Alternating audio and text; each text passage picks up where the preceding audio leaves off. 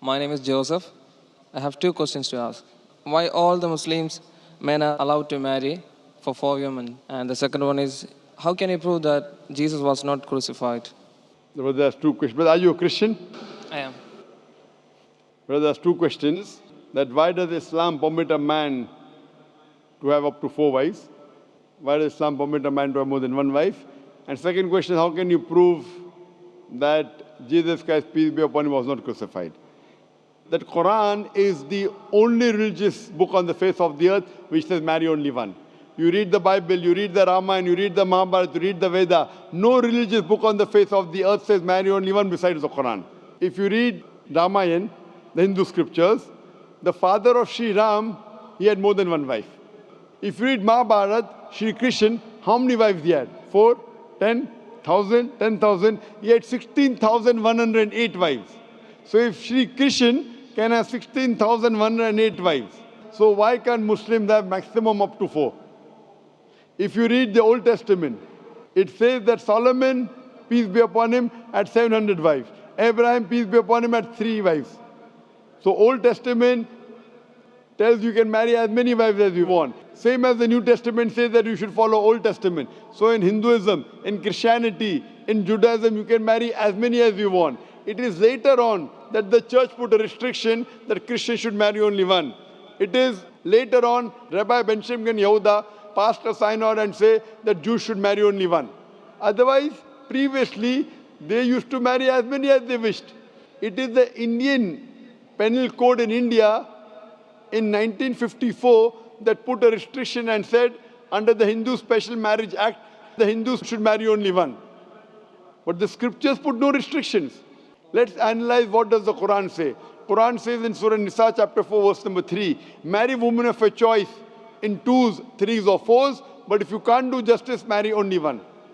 This statement, if you can't do justice, marry only one, is only given in the Quran and no other religious scriptures. Let us analyze why does Quran give permission for the Muslim men to marry more than one woman, maximum 4. The reason is that by nature, male and female are born in equal proportion. But if you ask any pediatrician, he will tell you, the doctor of the children, that the female child is stronger than the male child in fighting germs and diseases. So you have more deaths among the male children as compared to female children. So in pediatric age itself, the females are more than the males. As life goes on, there is death due to wars, due to alcoholism, due to drug addiction, due to accident.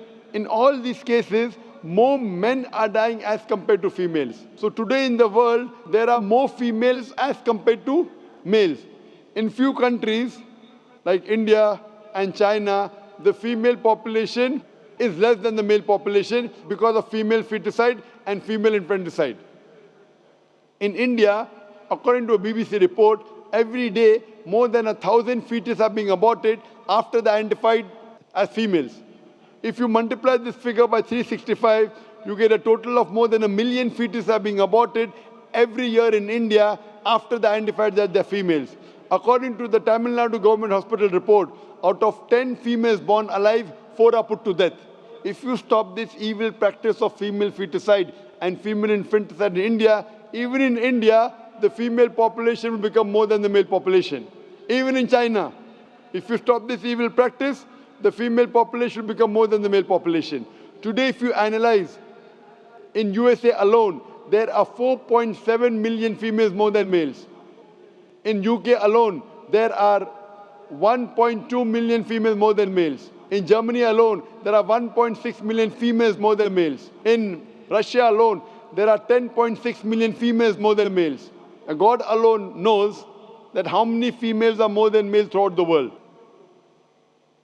If I agree with you that one man should only marry one woman, and suppose your sister happens to live in America, or suppose my sister happens to live in USA, and the market is saturated, every man has found a wife for himself, yet there will be 4.7 million females who will not find life partner.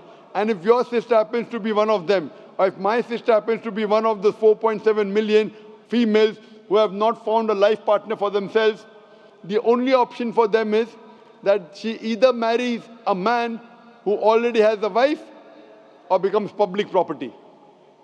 Public property, such a harsh word. It is the most sophisticated word I can use. I cannot use a better word. You know, in America, today the statistics tell us, on average, a man has 8 different sexual partners before he settles down with one. Having mistresses in USA is very common. 5, 10, 20, 30, no problem. Having more than one legal wife, it doesn't go down their throat. When a woman is a mistress, she doesn't get her rights. She is dishonored. She is not treated well. In Islam, when a woman becomes the second wife, she gets her honor, she gets her right, she's treated well. Any modest woman, if you ask her, that would you prefer being a second wife of a man who's already married or become public property, they would opt for the first. So Islam has given permission for some men to have more than one wife to protect the modesty of the woman. Coming to your second question.